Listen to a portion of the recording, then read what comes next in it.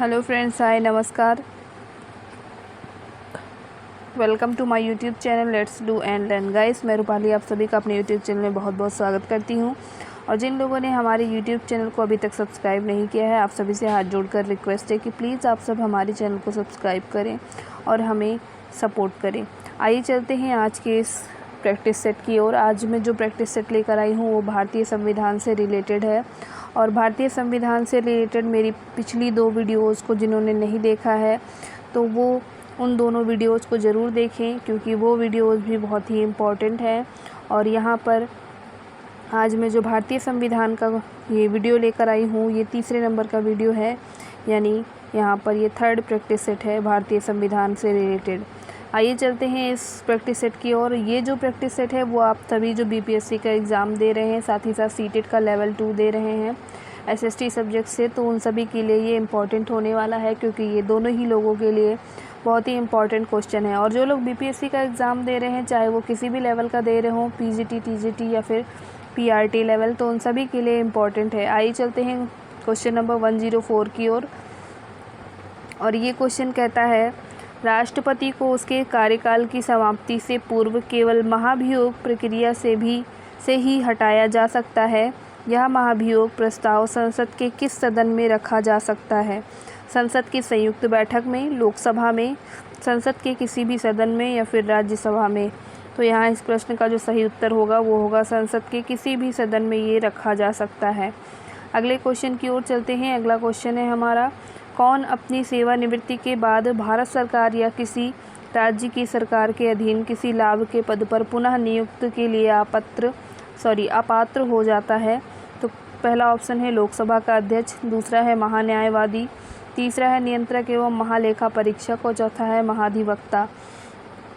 तो यहाँ जो सही उत्तर है वो है नियंत्रक एवं महालेखा परीक्षक।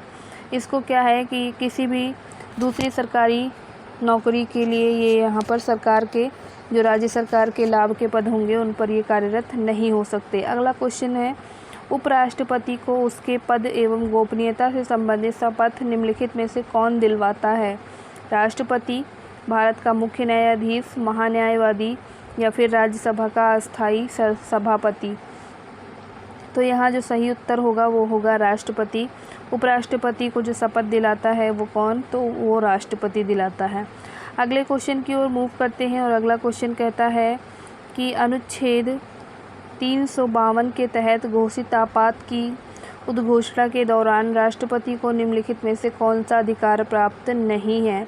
पहला है वह मूल अधिकारों का निलंबन कर सकता है, दूसरा कहता है यह राज्य सरकारों को कार्यकारी एवं वित्तीय कार्यों से संबंधित बाध्यकारी निर्देश दे सकता है, थर्ड है वह भारत की आकस्मिक निधि से व्यय की अनुमति दे सकता है, और 4 कहता है वह लोकसभा और राज्यसभा को भंग कर सकता है। तो यहाँ पर 107 का जो सही उत्तर है वह लोकसभा और राज्यसभा को भंग कर सकता है। ये क्या है? ये उसके अधिकार क्षेत्र में नहीं आता है। अगले क्वेश्चन की तरफ मूव करते हुए, और अगला क्वेश्चन कहता है, क्या राष्ट्रपति सर्वोच्च न्यायालय द्वारा दिए गए परामर्श को मानने के लिए बाध्य है? तो यहाँ पर पहला क्वेश्चन कहता है केवल मौलिक अधिकारों के संबंध में दिए गए परामर्श को मानने के लिए बाध्य है, दूसरा कहता है सभी मामलों में बाध्य है, तीसरा कहता है संविधान के मूलभूत ढांचे से संबंधित परामर्श को मानने के लिए बाध्य है, और डी कहता है बाध्य नहीं है। तो यहाँ पर जो ऑप्शन नंबर डी है ये सही है, बाध्य नहीं है। ऑप्शन नंबर डी यहाँ पर सही उत्तर है। अगले प्रश्न की ओर चलते हुए, अगला प्रश्न है थोड़ा सा बड़ा प्रश्न है, ध्यान से पढ़ेंगे। राष्ट्रपति पर लगाई जाने वाली महाभियोग प्रक्रिया में कौन सा दोष नहीं है? पहला ऑप्शन कहता है इस प्रक्रिया के तहत संसद का एक सदन आरोप लगाएगा और दूसरा सदन उन आरोपों की जांच करवाएगा, किंतु इससे यह स्पष्ट नहीं होता कि दूसरा सदन खुद जांच करेगा या अन्य किसी प्राधिकारी से जांच करवाएगा। नेक्स्ट ऑप्शन कहता है राष्ट्रपति के निर्वाचन में राज्यों की विधानसभाएं भाग लेती हैं, किंतु राष्ट्रपति की पदच्युति अर्थात महाभियोग की प्रक्रिया में उनकी कोई भूमिका नहीं होती। तीसरा कहता है राष्ट्रपति राज्यसभा के रिक्त स्थानों पर अपने समर्थकों को मनोनीत करके राज्यसभा का बहुमत अपने पक्ष में कर सकता है, और डी कहता है उपरोक्त में से कोई नहीं। तो यहाँ पर 109 का जो सही उत्तर है वो है ऑप्शन नंबर डी। राष्ट्रपति राज्यसभा के रिक्त स्थानों पर अपने समर्थकों को मनोनीत करके राज्यसभा का बहुमत अपने पक्ष में कर सकता है। तो ये है ऑप्शन नंबर सी। अगले क्वेश्चन की ओर चलते हैं। अगला क्वेश्चन कहता है राष्ट्रपति शासन का क्या प्रभाव नहीं पड़ता। राष्ट्रपति शासन का क्या प्रभाव नहीं पड़ता। पहला है उच्च न्यायालय के अधिकारों को राज्यपाल सीमित कर सकेगा। दूसरा है राज्य का बजट संसद द्वारा पास किया जाएगा। तीसरा है राज्य का शासन राज्यपाल और उनके सलाहकारों द्वारा चलाया जाएगा। डी कहता है राज्य की विधानसभा निलंबित या भंग हो जाएगी। तो यहाँ पर इस प्रश्न का जो सही उत्तर है वो है ऑप्शन नंबर 1। उच्च न्यायालय के अधिकारों को राज्यपाल क्या कर सकता है, सीमित कर सकता है। अगला प्रश्न है हमारा राष्ट्रपति की अनुमति हेतु भेजे गए किसी विधेयक पर राष्ट्रपति कब तक अपनी अनुमति के लिए बाध्य है। 1 माह, 6 माह, संविधान ने कोई समय सीमा निश्चित नहीं की है, और या फिर 14 दिन के लिए। तो यहाँ पर जो सही उत्तर है वो है ऑप्शन नंबर सी। संविधान ने कोई समय सीमा निश्चित नहीं की है। अगला प्रश्न है हमारा, ये प्रश्न कहता है किस सूची के विषयों पर राष्ट्रपति अध्यादेश जारी नहीं कर सकता। पहला है समवर्ती सूची, संघ सूची या फिर राज्य सूची। इन तीनों सूची में से आपको बताना है। पहला है ऑप्शन केवल 1, दूसरा ऑप्शन केवल 3, तीसरा ऑप्शन 1 और 3, और आखिरी ऑप्शन कहता है 2 और 3। तो यहाँ पर 112 का जो सही उत्तर है वो है केवल बी, ऑप्शन नंबर 3, केवल 3 सही है। अगले प्रश्न की ओर चलते हैं। अगला प्रश्न कहता है मंत्रिमंडल की बैठकों की अध्यक्षता कौन करता है। प्रधानमंत्री, राष्ट्रपति, गृह मंत्री या सबसे वरिष्ठ मंत्री। तो यहाँ पर 113 का जो सही उत्तर है ऑप्शन नंबर 1 सही है, प्रधानमंत्री। अगले क्वेश्चन की ओर चलते हैं। अगला क्वेश्चन कहता है मंत्रिमंडल शासन में 2 प्रकार की कार्यपालिकाएं होती हैं, एक नाम मात्र की और एक वास्तविक। इन दोनों का क्रमशः उत्तरदायित्व किसके प्रति है। पहला ऑप्शन अनुत्तरदायी और संविधान के प्रति, दूसरा है संविधान और संसद के प्रति, तीसरा है अनुत्तरदायी और लोकसभा के प्रति, चौथा है जनता और संसद के प्रति। तो यहाँ पर 114 का जो सही उत्तर है ऑप्शन नंबर सी यहाँ पर सही है, अनुत्तरदायी और लोकसभा के प्रति। ऑप्शन नंबर सी यहाँ पर सही उत्तर है। अगला प्रश्न है हमारा 115। ये कहता है कौन सा गुण मंत्रिमंडल का शासन का नहीं है। पहला है नहीं है, बताना है आपको। मंत्रिमंडल निरंकुश नहीं हो सकता क्योंकि वह लोकसभा के प्रति उत्तरदायी होता है। दूसरा कहता है मंत्रिमंडल और संसद मिलजुल कर कार्य करते हैं। तीसरा है यह लचीला शासन है, अर्थात इसमें आवश्यकता अनुसार परिवर्तन किया जा सकता है। और लास्ट है यह शासन स्थायी भी होता है। तो 115 का जो सही उत्तर है वो है ऑप्शन नंबर डी, यह शासन स्थायी भी होता है। ऑप्शन नंबर डी यहाँ पर सही उत्तर है। अगले प्रश्न की ओर चलते हैं। क्या राष्ट्रपति राज्यपाल को उसकी पदावधि से पूर्व पदच्युत या किसी अन्य राज्य में स्थानांतरित कर सकता है। नहीं, हाँ, केवल आपातकाल में राज्य के मुख्यमंत्री के अनुरोध पर। प्रश्न नंबर 116 का जो सही उत्तर है वो है option number B, option number B, हाँ। यहाँ पर हाँ का ऑप्शन सही होगा। अगले प्रश्न की ओर चलते हैं। अगला प्रश्न है किन आधारों पर राष्ट्रपति राज्यपाल को पदच्युत कर सकेगा।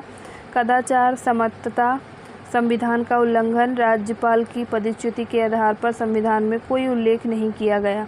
यहाँ पर पहला ऑप्शन कहता है 1 और 2 सही है, दूसरा कहता है केवल 3, तीसरा कहता है केवल 4 और चौथा कहता है 1, 2, 3 यहाँ पर सही है। तो यहाँ जो सही उत्तर होगा इस प्रश्न के लिए तो वो होगा ऑप्शन नंबर सी, यहाँ पर सही है, केवल 4 सही है, यानी केवल ये सही है। राज्यपाल की पदच्युति के आधारों का संविधान में कोई उल्लेख नहीं है।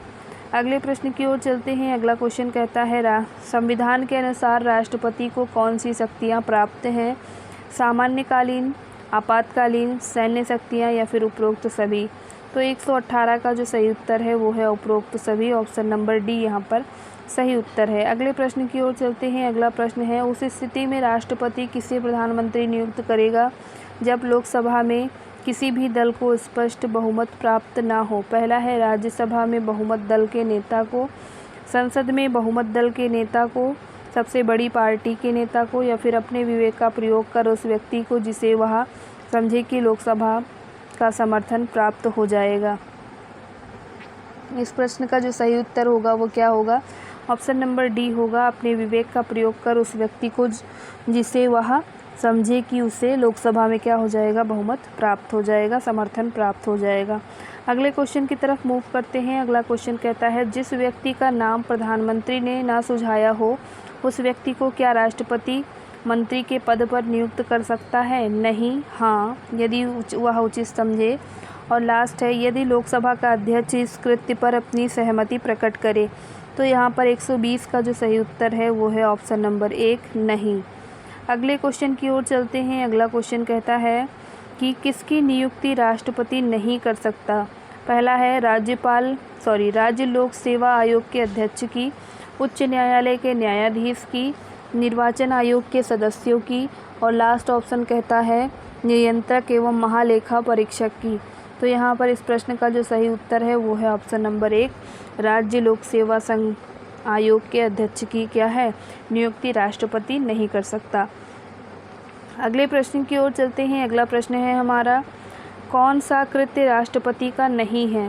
संसद को भंग करना, लोकसभा का विघटन करना, संसद के सत्रों को आहूत करना, या फिर संसद का सत्रावसान करना। तो 122 का जो सही उत्तर है वो है ऑप्शन नंबर 1, संसद को क्या है, भंग करना। अगले प्रश्न की ओर चलते हैं। अगला प्रश्न है हमारा, राष्ट्रपति के पद पर निर्वाचन हेतु अधिकतम आयु क्या निर्धारित की गई है? 70 वर्ष, 65 वर्ष, कोई आयु सीमा नहीं है, या फिर 80 वर्ष। तो 123 का जो सही उत्तर है वो है ऑप्शन नंबर सी, कोई आयु सीमा नहीं है यहाँ पर। अगले प्रश्न की ओर चलते हैं। अगला प्रश्न है हमारा, राष्ट्रपति का कार्यकाल कितने वर्ष का होता है? 5 वर्ष, 4 वर्ष, 5 वर्ष, या 65 वर्ष की आयु तक, जो भी पहले हो, या 7 वर्ष तक। 124 का जो सही उत्तर है वो है 5 ईयर। अगले प्रश्न की ओर चलते हैं। अगला प्रश्न है हमारा, राष्ट्रपति अपने कार्यकाल से पूर्व किस प्रकार पदमुक्त हो सकता है? महाभियोग द्वारा, स्वयं त्यागपत्र देकर, या फिर उपरोक्त में से कोई नहीं, ए और बी दोनों। तो यहाँ पर 125 का जो सही उत्तर होगा वो डी होगा, क्योंकि दोनों ही तरीके से क्या है, वो पदमुक्त हो सकता है। अगला क्वेश्चन है हमारा, किन स्थितियों में राष्ट्रपति पर महाभियोग लगाया जा सकता है? यहाँ पर दे रखा है कथन। पहला कहता है दंडिक अपराध, दूसरा कहता है संविधान का अतिक्रमण, तीसरा कर्तव्य की अवहेलना। तो पहला ऑप्शन कहता है केवल 1 सही, दूसरा कहता है 1 और 3 सही, तीसरा कहता है 2 और 3 सही, चौथा कहता है 1, 2, 3 सही। तो यहाँ पर इस प्रश्न का जो सही उत्तर होगा वो क्या है, तीनों ही यहाँ पर सही है। ये तीनों के चलते क्या कर सकते हैं, महाभियोग लगा सकते हैं। अगले क्वेश्चन की ओर चलते हैं। अगला क्वेश्चन है, राष्ट्रपति को महाभियोग प्रक्रिया के पूर्ण होने पर कब से पदच्युत माना जाता है? पहला है उस दिन से जब संसद राष्ट्रपति पर महाभियोग संबंधी प्रस्ताव को अपनी स्वीकृति दे देती है, संसद द्वारा निर्धारित दिन से, महाभियोग का प्रस्ताव लाने के दिन से, या फिर संसद द्वारा पारित महाभियोग प्रस्ताव पर उपराष्ट्रपति की स्वीकृति मिलने वाले दिन से। तो यहाँ जो सही उत्तर होगा वो होगा ऑप्शन नंबर 1। ऑप्शन नंबर 1 यहाँ पर सही होगा, उस दिन से जब संसद राष्ट्रपति पर महाभियोग संबंधी प्रस्ताव को अपनी स्वीकृति क्या करती है, दे देती है। अगले क्वेश्चन की ओर चलते हैं। अगला क्वेश्चन है हमारा, महाभियोग प्रक्रिया के दौरान क्या राष्ट्रपति को स्वयं या अपने प्रतिनिधि के माध्यम से अपना पक्ष प्रस्तुत करने का अधिकार है? नहीं, हाँ, यदि लोकसभा का अध्यक्ष इसकी अनुमति दे, यदि उच्चतम न्यायालय इसकी अनुमति दे। तो यहाँ पर इस प्रश्न का जो सही उत्तर होगा ऑप्शन नंबर बी होगा, हाँ, वो ऐसा कर सकता है। अगला क्वेश्चन है हमारा, कार्यवाहक राष्ट्रपति को उसके पद की शपथ कौन दिलाता है? सर्वोच्च न्यायालय का मुख्य न्यायाधीश, उपराष्ट्रपति, कार्यवाहक राष्ट्रपति को शपथ नहीं लेनी पड़ती, या फिर भारत का महान्यायवादी। तो यहाँ पर जो सही उत्तर होगा वो क्या होगा, सर्वोच्च न्यायालय का जो मुख्य न्यायाधीश होता है वो राष्ट्रपति को उसके पद की शपथ दिलाता है। अगले प्रश्न की ओर चलते हैं। अगला प्रश्न है हमारा, किन परिस्थितियों में उपराष्ट्रपति राष्ट्रपति के रूप में कार्यभार संभालता है? तो यहाँ पर पहला ऑप्शन है राष्ट्रपति पद रिक्त हो, या फिर राष्ट्रपति की अनुपस्थिति हो, या फिर राष्ट्रपति की असमर्थता हो, या फिर उपरोक्त सभी। तो यहाँ पर इस प्रश्न का जो सही उत्तर होगा वो क्या होगा, सारे ही कारणों से क्या है, उपराष्ट्रपति राष्ट्रपति के कार्यभार को संभालता है, देखरेख करता है। अगले प्रश्न की ओर चलते हैं। अगला प्रश्न है हमारा 131, ये कहता है जब राष्ट्रपति कार्यवाहक राष्ट्रपति के रूप में कार्य करता है तब। पहला है वह राष्ट्रपति को प्राप्त होने वाले सभी विशेषाधिकारों और भत्तों का हकदार होता है। दूसरा कहता है वह राज्यसभा का सभापतित्व नहीं करता। तीसरा कहता है वह संसद को संयुक्त रूप से संबोधित कर सकता है। और डी कहता है उपरोक्त सभी। तो यहाँ पर 131 का जो सही उत्तर होगा ये क्या होगा, उपरोक्त सभी। ये सारे ही क्या हैं, सही हैं, सभी काम ये कर सकता है। अगले प्रश्न की ओर चलते हैं। अगला प्रश्न है हमारा, राज्यसभा के सभापति के रूप में उपराष्ट्रपति क्या नहीं करता। पहला है राज्यसभा के सदस्यों के विशेषाधिकारों का संरक्षण करता है। दूसरा है राज्यसभा का सत्रावसान करता है। तीसरा है राज्यसभा का सभापतित्व करता है। चौथा है लोकसभा व राष्ट्रपति के समक्ष राज्यसभा का प्रवक्ता होता है। तो यहाँ पर 132 का जो राइट आंसर है वो है ऑप्शन नंबर बी, राज्यसभा का सत्रावसान करता है। ऑप्शन नंबर बी यहाँ पर सही उत्तर है। अगले प्रश्न की ओर चलते हैं। उपराष्ट्रपति के संबंध में कौन सा कथन सत्य है। वह संसद का सदस्य होता है, वह संसद का एक भाग होता है, वह राज्यसभा का सदस्य बनने के लिए अहिर्त होता है और वह राज्यसभा का सदस्य होता है। 133 के लिए जो ऑप्शन सही है वो है ऑप्शन नंबर सी, वह राज्यसभा का सदस्य बनने के लिए अहिर्त होता है। अगले क्वेश्चन की ओर चलते हैं। अगला क्वेश्चन है हमारा, मंत्री परिषद में कौन कौन शामिल होता है। मंत्री परिषद में कौन कौन शामिल होता है। राष्ट्रपति, प्रधानमंत्री, अन्य मंत्री, या फिर राष्ट्रपति, उपराष्ट्रपति, प्रधानमंत्री व अन्य मंत्री, या फिर प्रधानमंत्री, कैबिनेट मंत्री व अन्य मंत्री, या फिर उपराष्ट्रपति, प्रधानमंत्री व अन्य मंत्री। तो यहाँ पर 134 का जो सही उत्तर है ऑप्शन नंबर सी सही होगा, प्रधानमंत्री, कैबिनेट मंत्री व अन्य मंत्री। अगले प्रश्न की ओर चलते हुए और अगला प्रश्न कहता है हमारा, कौन सा कार्य मंत्रिपरिषद के वित्तीय कार्यों में शामिल नहीं है। समय समय पर वित्त आयोग की नियुक्ति की सिफारिश करना, बजट तैयार करना, या फिर बजट को संसद से पास कराना, या लास्ट ऑप्शन है किसी विधेयक को धन विधेयक के रूप में प्रमाणित करना। तो 135 का जो सही उत्तर है वो है ऑप्शन नंबर डी।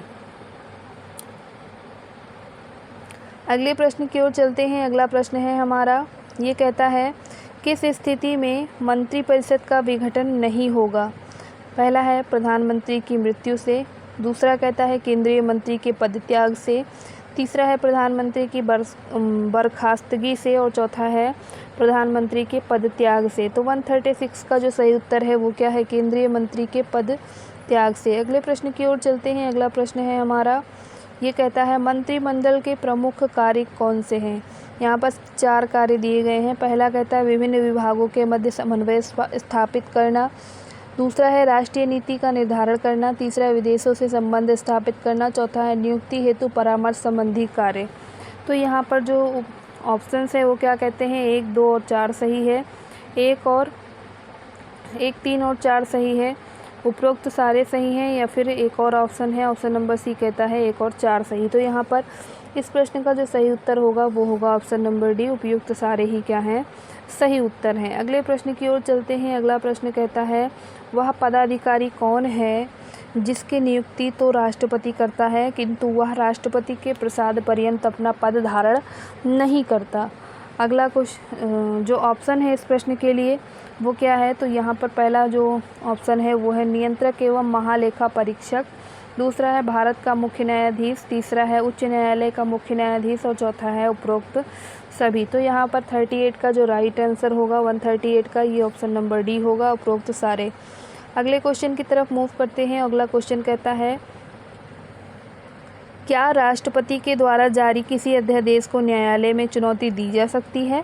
नहीं, हाँ, संविधान इसकी आज्ञा नहीं देता, या उपरोक्त में से कोई नहीं। तो यहाँ पर जो सही उत्तर है उपरोक्त में से कोई नहीं, ये सारे ही ऑप्शन क्या हैं, गलत हैं। अगले प्रश्न की ओर चलते हुए और अगला प्रश्न है हमारा, क्या राष्ट्रपति सैन्य न्यायालय द्वारा दिए गए किसी दंड को क्षमा कर सकता है। नहीं, हाँ, किंतु मृत्युदंड को नहीं। तो यहाँ पर कौन सा सही उत्तर होगा आपको ये बताना है। तो 140 के लिए ऑप्शन नंबर बी सही होगा, हाँ।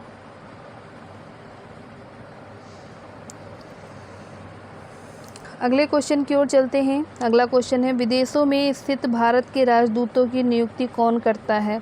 विदेश मंत्री, राष्ट्रपति, प्रधानमंत्री। संबंधित देश की सरकार स्वयं चुनाव करती है। तो विदेश मंत्रियों की जो नियुक्ति है, विदेशों में जो भारत के राजदूत नियुक्त होते हैं वो कौन करता है नियुक्ति इनका? तो यहाँ पर ये कौन करते हैं? तो ये राष्ट्रपति के द्वारा किया जाता है। राष्ट्रपति विदेश में जो रहने वाले भारतीय दूतावास हैं वहाँ पर राजदूतों की नियुक्ति करता है।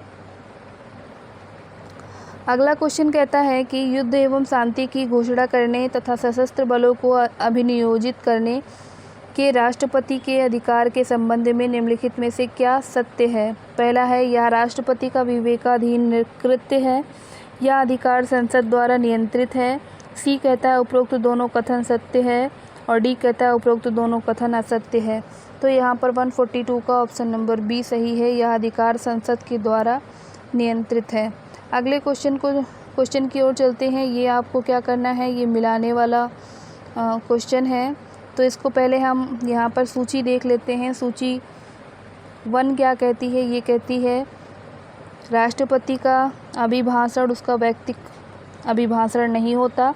यह अभिभाषण मंत्रिमंडल द्वारा तैयार किया जाता है। इसमें सरकार की सामान्य नीतियों और भावी कार्यक्रमों का उल्लेख होता है।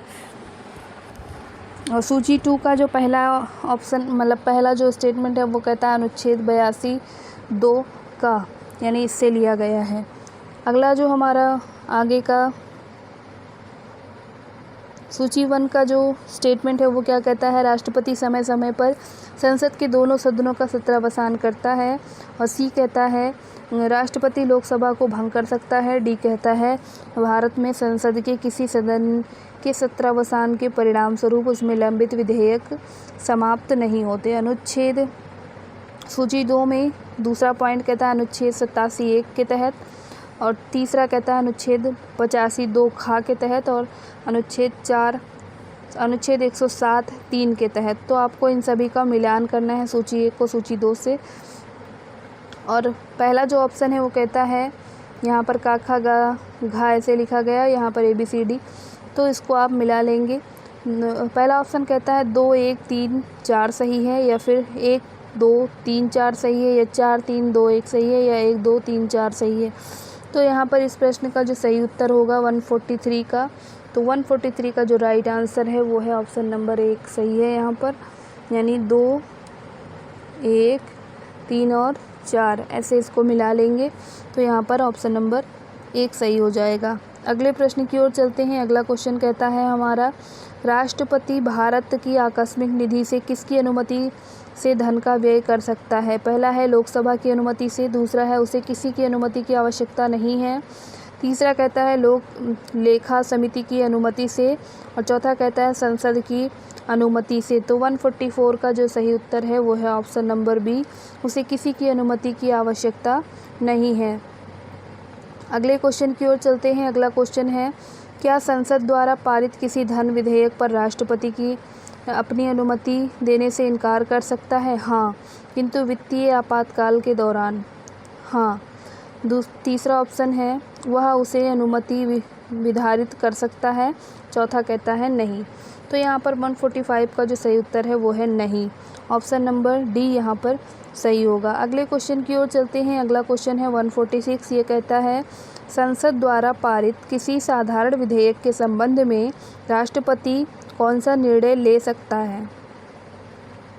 पहला ऑप्शन है उसे अपनी अनुमति से विधारित कर सकता है, दूसरा है उसे अपनी अनुमति दे सकता है, तीसरा है संसद को उस विधेयक पर पुनर्विचार हेतु कह सकता है, और डी कहता है उपरोक्त सभी निर्णय ले सकता है। तो 146 का जो सही उत्तर होगा वो होगा option number D. Option number D है, उपरोक्त सभी निर्णय को क्या कर सकता है, ले सकता है। अगले क्वेश्चन की ओर चलते हैं। अगला क्वेश्चन कहता है संविधान की किन सूचियों पर राष्ट्रपति अध्यादेश जारी कर सकता है? संघ सूची, राज्य सूची, संघ सूची और समवर्ती सूची, और डी कहता है राज्य सूची और समवर्ती सूची। तो 147 का जो सही उत्तर है वो है ऑप्शन नंबर सी, ये कहता है संघ सूची और समवर्ती सूची। अगले क्वेश्चन की ओर चलते हैं। अगला क्वेश्चन है हमारा, राष्ट्रपति किसके परामर्श से उच्च न्यायालय के न्यायाधीशों की नियुक्ति करता है? संबंधित उच्च न्यायालय के मुख्य न्यायाधीश के परामर्श से, भारत के मुख्य न्यायाधीश के परामर्श से, या फिर संबंधित राज्य के परामर्श से। ये 3 स्टेटमेंट दिए गए हैं। ऑप्शन क्या कहता है? केवल 1 सही है, 1 और 2 सही है, तीसरा कहता है 2 और 3 सही है, चौथा कहता है 1, 2, 3 सही है। तो यहाँ पर जो सही उत्तर है वो है सारे ही यहाँ पर क्या है? सही हैं। तीनों ही ऑप्शंस कथन क्या हैं? सही हैं। अगले क्वेश्चन की ओर चलते हैं। अगला क्वेश्चन कहता है किसी संवैधानिक या सार्वजनिक प्रश्न पर राष्ट्रपति द्वारा सर्वोच्च न्यायालय से मांगे गए परामर्श के संबंध में क्या सर्वोच्च न्यायालय परामर्श देने के लिए बाध्य है? पहला है नहीं, दूसरा है हाँ, तीसरा है संविधान इस संबंध में मौन है, और चौथा है हाँ लेकिन राजनीति प्रश्न पर नहीं। 149 का जो सही उत्तर है वो है ऑप्शन नंबर डी, राजनीति पर नहीं बट हाँ।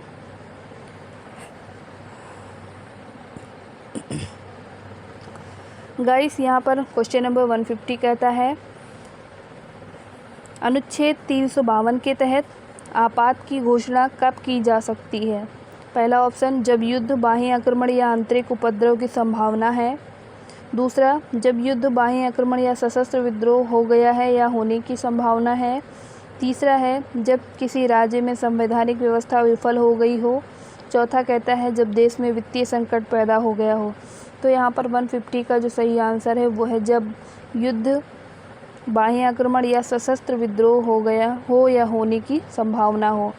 अगले क्वेश्चन की ओर चलते हैं। अगला क्वेश्चन है आपातकाल की घोषणा के दौरान संघ सरकार क्या नहीं कर सकती? वह मौलिक अधिकारों का निलंबन कर सकती है, वह राज्य सरकारों को प्रशासनिक निर्देश दे सकती है, वह नागरिकों को बिना कारण बताए कारागार में डाल सकती है, वह राज्य के सूची के सभी विषयों पर कानून बना सकती है। क्वेश्चन नंबर 151 का जो सही उत्तर है वो ऑप्शन नंबर डी है, वह सूची के सभी विषयों पर कानून बना सकती है। अगले क्वेश्चन की ओर चलते हैं। अगला क्वेश्चन है हमारा लोकसभा के निर्वाचन हेतु चुनाव अधिसूचना कौन जारी करता है? राष्ट्रपति, मुख्य निर्वाचन आयोग, लोकसभा का अध्यक्ष या फिर उपरोक्त में से कोई नहीं। 152 का जो राइट आंसर है वो है ऑप्शन नंबर 1, राष्ट्रपति। अगले क्वेश्चन की ओर चलते हैं। अगला क्वेश्चन है क्या राष्ट्रपति की आपात उद्घोषणा को न्यायालय में चुनौती दी जा सकती है? नहीं, हाँ, कुछ विशेष परिस्थिति में, केवल राष्ट्रीय आपातकालीन में। तो यहाँ पर 153 का जो सही उत्तर है वो है ऑप्शन नंबर बी, हाँ किया जा सकता है। अगले क्वेश्चन की ओर चलते हैं। अगला क्वेश्चन है आंतरिक अशांति के आधार पर क्या राष्ट्रपति आपात उद्घोषणा जारी कर सकता है? नहीं, हाँ, यदि प्रधानमंत्री की यह सलाह दे। चौथा कहता है या राष्ट्रपति राष्ट्रहित में आवश्यक समझे। तो 154 का जो सही उत्तर है वो है नहीं कर सकता ऐसा। अगले क्वेश्चन की ओर चलते हैं। अगला क्वेश्चन है राष्ट्रपति द्वारा की गई राष्ट्रीय आपात की घोषणा को कितने समय के भीतर संसद की अनुमति प्राप्त होनी आवश्यक है? 1 माह, 3 माह, 6 माह या 6 सप्ताह। तो 155 का जो राइट आंसर है वो 1 माह है। अगले क्वेश्चन की ओर चलते हैं। अगला क्वेश्चन है राष्ट्रपति शासन की उद्घोषणा क्या न्यायिक समीक्षा से बाहर है? नहीं, हाँ, सिक्किम राज्य के संदर्भ में, और लास्ट है केंद्र शासित क्षेत्रों के संदर्भ में। तो 156 का जो सही उत्तर है वो है ऑप्शन नंबर 1, नहीं। अगला क्वेश्चन है भारतीय राष्ट्रपति का निषेधाधिकार किस प्रकार का है? संपूर्ण निषेधाधिकार, दूसरा है निलंबक निषेधाधिकार, तीसरा है जैनी निषेधाधिकार, और चौथा है उपरोक्त सभी का संचय। तो यहाँ पर 157 का जो सही उत्तर है ऑप्शन नंबर डी। अगले क्वेश्चन की ओर चलते हैं जो कि आज के इस प्रैक्टिस सेट का अंतिम प्रश्न है, और ये कहता है राज्यपाल द्वारा राष्ट्रपति विचारार्थ विधेयक सुरक्षित रखने का भारतीय संविधान में अंतर्विष्ट प्रावधान कहाँ से लिया गया है? अंतर्विष्ट जो प्रावधान है कहाँ से लिया गया है? कनाडा के संविधान से, ऑस्ट्रेलिया के संविधान से, संयुक्त राज्य अमेरिका के संविधान से, या उपरोक्त में से किसी से भी नहीं। तो 158 का जो सही उत्तर है ऑप्शन नंबर 1 सही है, कनाडा के संविधान से।